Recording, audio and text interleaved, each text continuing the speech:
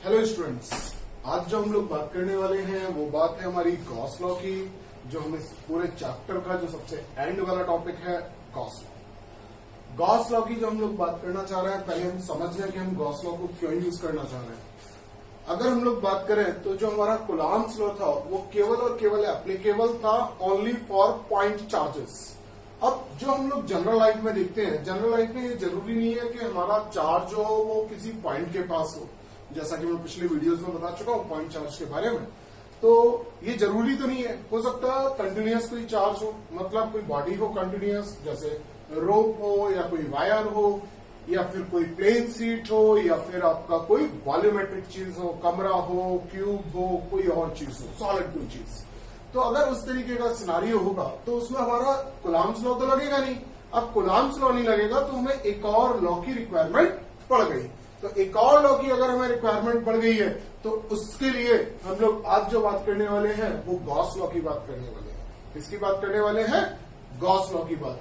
तो अगर Gauss law की बात करूं तो पहले मैं इसका स्टेटमेंट बता देता हूं, जो बोर्ड का बहुत ज्यादा फेवरेट स्टेटमेंट है, ठीक है। उसके बाद फिर मैं गॉस लॉ की बात करूंगा। तो गॉस लॉ ने एक सिंपल सी बात बोली। सिंपल सी बात क्या बोली कि भाई जो आपका फ्लक्स होगा, जो आपका फ्लक्स, कौन सा फ्लक्स? Electric flux. ऑब्वियसली हम लोग इलेक्ट्रोस्टैट में चल रहे हैं तो हम लोग किसकी बात करेंगे? इलेक्ट्रिक फ्लक्स की बात करेंगे, ठीक है। तो अगर मैं इलेक्ट्रिक फ्लक्स की बात करूं तो गॉस लॉ ने एक सिंपल सा स्टेटमेंट दिया कि भाई फाई इक्वल्स टू आपका क्या हुआ करेगा?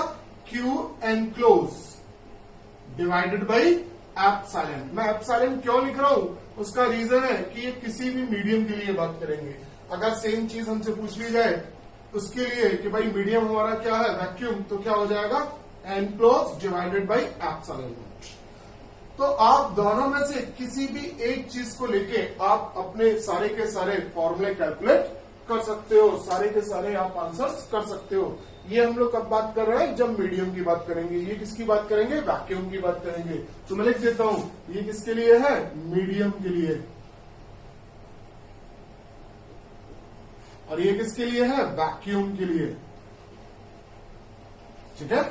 किसके लिए? वैक्यूम के लिए।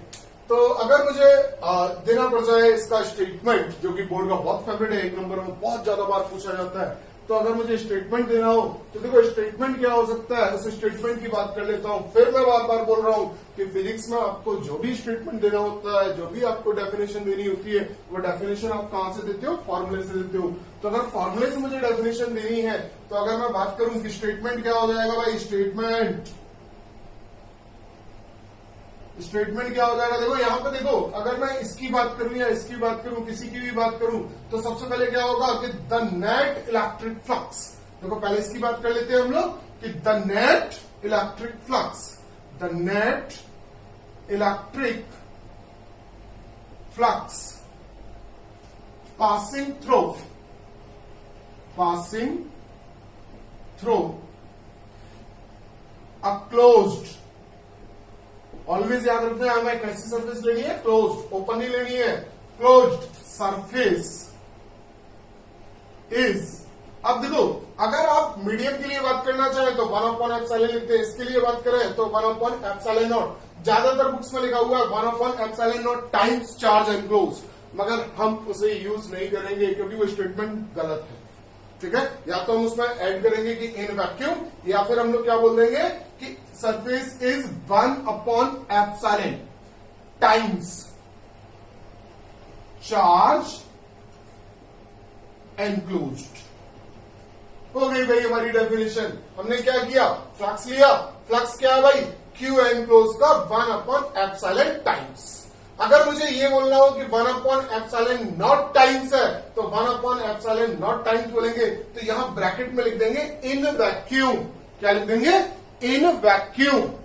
बस इतना सा स्टेटमेंट आप जैसे यूज कर लोगे तो आपका सही हो जाएगा। अगर आपने वैक्यूम यूज नहीं किया तो मैं ऑलवेज उसे गलत बोलूंगा, और ज्यादातर जो एक्सपीरियंस टीचर है वो ऑलवेज उसको गलत बोलते हैं। और जबकि बहुत सारी बुक्स में आप देखोगे 1/एप्सिलॉन नॉट टाइम्स चार्ज एनक्लोज बोला जाएगा, जो कि गलत डेफिनेशन होगी, ठीक है। तो एग्जैक्ट डेफिनेशन क्या होगी?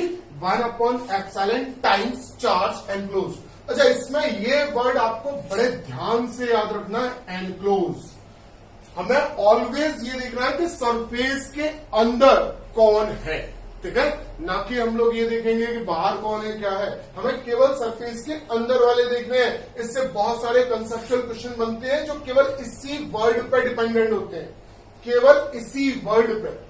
बात समझ में आ रही है? फॉर एग्जाम्पल आप ये समझ लें कि आपको बोला गया कि भाई वैक्यूम में कोई रखा हुआ है, वैक्यूम में कोई रखा हुआ है, उसके अंदर एक चार्ज है आपका Q1, एक चार्ज है Q2, एक यहां पर दे दिया Q3।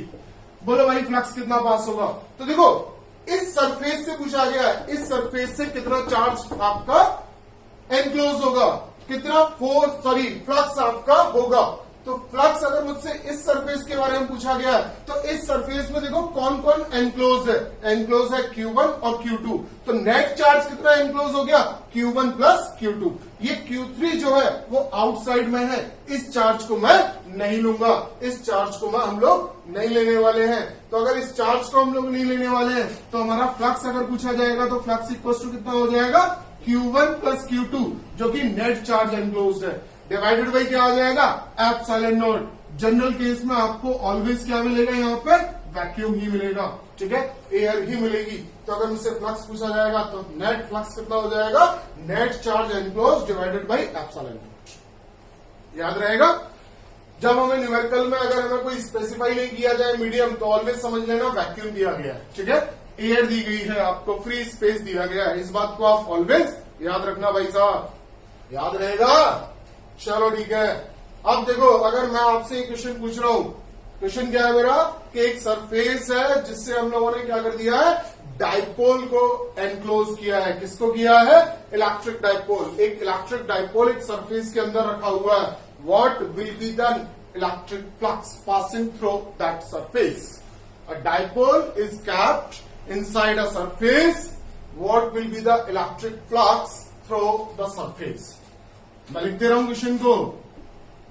An electric dipole is capped, is enclosed by a closed surface. What will be the flux through the surface? What will be the flux through the surface? ये जो आपको question का answer देना है, ये आंसर कहां देना है भाई आपको? ये आंसर देना है आपको कमेंट सेक्शन में, ठीक है। बहुत बढ़िया क्वेश्चन है, बोर्ड का बहुत अच्छा क्वेश्चन है। अगर आप आंसर दो इसका, अगर आपको गॉस लॉ पूरा समझ में आ चुका है तो अब गॉस लॉ की मैं बात कर लेता हूं कि भाई इसका प्रूफ क्या होगा, इसका प्रूफ क्या होगा। तो देखो ऐसे ड्राइव करते हैं हम लोग, डेरिवेशन कर रहे हैं इसके लिए। तो देखो सबसे पहले डेरिवेशन करने से पहले एक बात समझ लो जिसको मैं बोलना चाह रहा हूं, गॉसियन सरफेस। क्या वर्ड है मेरा? Gaussian surface. अब गॉसियन सरफेस क्या होती है उसके बारे में बात कर लेते हैं हम लोग भाई। अब गॉसियन सरफेस समझ लो कोई भी सरफेस हो सकती है, किसी भी टाइप की, बस चार्ज को वो क्या कर ले? एनक्लोज कर ले। कैसी भी हो सकती है, कैसी भी शेप हो सकती है, बट आपको याद क्या रखना है कि कैसी भी सरफेस पे आप अपनी कैलकुलेशन नहीं कर पाओगे। कैसी भी सरफेस पे आप कैलकुलेशन नहीं कर पाओगे तो आपको जो सरफेस लेनी होगी वो आपको सिमेट्रिक सरफेस लेनी होगी। कैसी सरफेस लेनी होगी? सिमेट्रिक सरफेस लेनी होगी। तो वो जो सिमेट्रिक सरफेस लेनी है हम लोगों को, वो ऑलवेज याद रखना, आगे की एप्लीकेशन में भी समझ में आएगा। ये वर्ड अभी आपको यहां से समझ में नहीं आ रहा होगा उतने अच्छे तरीके से। चलो मैं इसका गॉस लॉ का प्रूफ कर देता हूं आपके लिए। ये आपका एक कोई चार्ज है, पॉइंट चार्ज लिया है मैंने। कैसा लिया है? Point charge. वैल्यू है इसकी Q। अब इसके लिए गॉसियन सरफेस पहले हम कंसीडर करें। तो अगर मुझे गॉसियन सरफेस कंसीडर करनी है तो देखो ये वाला जो चार्ज है, अगर इसके लिए मुझे सिमेट्रिक निकालना हो तो सिमेट्रिक निकालने के लिए मैं क्या करूं? इसे एनक्लोज करा देता हूं एक स्फीयर से जिसके सेंटर पे ये वाला चार्ज रखा हुआ है। अब स्फीयर ही क्यों लिया है मैंने, उस बात को समझे। मैं कोई और भी ले सकता था ना, ये वही सिमेट्रिक वर्ड की वजह से लिया गया है। अब देखो होगा क्या? देखो अगर ये प्लस Q चार्ज है तो इसकी वजह से इलेक्ट्रिक फील्ड ऐसे होगा कि नहीं होगा? हर जगह पे, हर पॉइंट पे इलेक्ट्रिक फील्ड क्या होगा, इक्वल होगा। मैंने इलेक्ट्रिक फील्ड वाले चैप्टर में बताया था कि पॉइंट चार्ज क्या रखता है, स्फेरिकल सिमेट्री रखता है। क्या रखता है, स्फेरिकल सिमेट्री। तो हर पॉइंट पे आपका इलेक्ट्रिक फील्ड सेम होगा। आप यहां से समझ लो, E इक्वल टू क्या होता है, K Q upon R square. Q तो पहले से ही कॉन्स्टेंट है, के पहले से ही कांस्टेंट है, और अगर आर को भी कांस्टेंट कर दूं तो इलेक्ट्रिक फील्ड की वैल्यू सेम हो जाएगी। तो हर पॉइंट पे इलेक्ट्रिक फील्ड की वैल्यू क्या हो गई, आपकी सेम हो गई। अगर इलेक्ट्रिक फील्ड की वैल्यू सेम हो गई तो हमारा काम हो गया। अब दूसरी बात को समझो कि इस जगह पे, स्फीयर के इस वाले पॉइंट पे अगर मैं एरिया वेक्टर निकालूं, तो मैंने ऑलवेज एरिया वेक्टर क्या बोला है, ऑलवेज आपका एरिया वेक्टर होता है सरफेस के आउटसाइड, सरफेस के आउटसाइड उस पर्टिकुलर जगह पर नॉर्मल डायरेक्शन में, परपेंडिकुलर डायरेक्शन में। तो इस जगह का सरफेस आपका एरिया वेक्टर किधर होगा, इसी साइड में होगा। तो ई वेक्टर की आपकी डायरेक्शन ये हो गई और एरिया वेक्टर की डायरेक्शन ये हो गई। क्या दोनों डायरेक्शन सेम है, बिल्कुल सेम है। कोई भी अगर यहां भी पॉइंट ले लूंगा तो उसका एरिया वेक्टर भी इधर, इलेक्ट्रिक फील्ड भी इधर, तो यहां भी सेम होगी। मतलब मुझे हर पॉइंट पर सिमेट्री मिल गई। यही रीजन है कि मैंने कैसा लिया है, स्फेरिकल लिया है। अब देखो, अगर मुझसे बोला जाए कि भाई ई की वैल्यू कितनी होगी, तो ई इक्वल टू कितना हो जाएगा, के क्यू अपॉन आर स्क्वायर।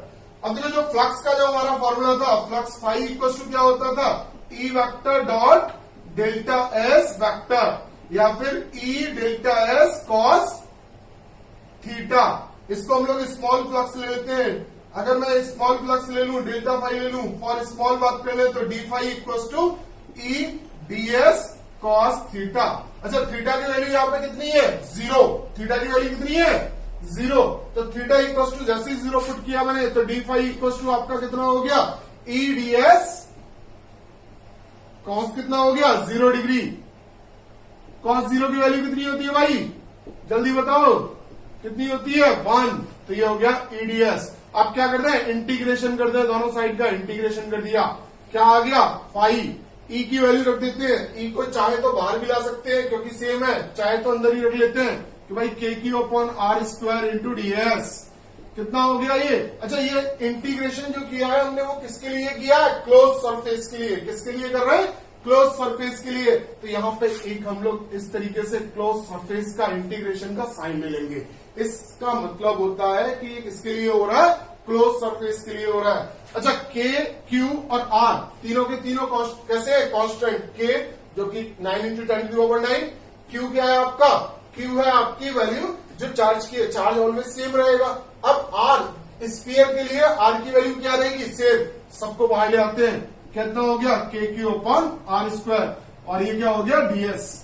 अच्छा, क्लोज इंटीग्रेशन ऑफ डीएस मतलब मुझे इस पर्टिकुलर स्फीयर का एरिया चाहिए। स्फीयर का एरिया कितना होता है भाई, स्फीयर का एरिया होता है 4 पाई आर स्क्वायर।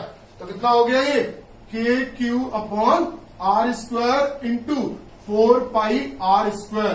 के की वैल्यू कर देते हैं, कितनी वैल्यू थी, 1/4 pi epsilon naught. Q upon R square 4 pi R square. 4 pi से देखो 4 पाई चला गया, आर स्क्वायर से आर स्क्वायर चला गया, बचा केवल क्या, क्यू अपॉन एप्सिलॉन नॉट।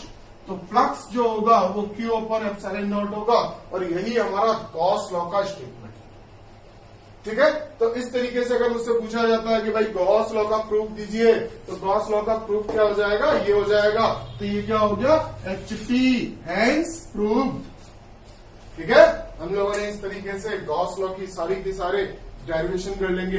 अच्छा, इसके जो न्यूमेरिकल होते हैं वो न्यूमेरिकल बड़े इजी होते हैं। बस न्यूमेरिकल में हमें कंसेप्चुअल बात क्या याद रखनी है कि चार्ज एनक्लोज वाला लेना है। चार्ज कौन सा लेना है, एनक्लोज वाला लेना है। चाहे तो आप लिख लो यहाँ पे ऑलवेज के लिए नोट, क्या बोला मैंने, नोट में बोला चार्ज हमेशा कैसा लेना है, एनक्लोज वाला लेना है, एनक्लोज वाला लेना है। केवल इस बात को याद रखना, और आपका गॉस लॉ में किसी भी तरीके की कोई भी प्रॉब्लम नहीं आएगी भाई लोगों। बात समझ में आ गई।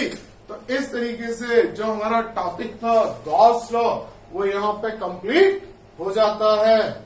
अब हम लोग बात करेंगे नेक्स्ट लेक्चर में, नेक्स्ट वीडियो में किसके बारे में बात करेंगे? एप्लीकेशन ऑफ गॉस लॉ के बारे में, कि अब इसे हम लोग कैसे अप्लाई करेंगे कंटिन्यूअस चार्ज के लिए।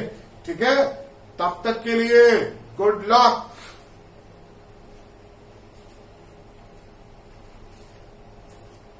गुड लक से पहले यार सब्सक्राइब बोलूं क्या?